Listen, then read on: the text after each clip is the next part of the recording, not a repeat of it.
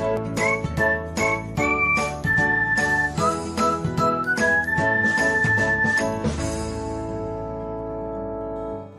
everyone, welcome back to another episode of Technologyglance. Today, in this video, I am going to guide you through how you can change who can comment on your public post to friends of friends on Facebook Lite. So, let's get started. Firstly, open Facebook Lite app in your device. Then tap on three lines icon. Next, tap on settings. After that, tap on followers and public content. Next, you can see the option of who can comment on your public post. Tap on it.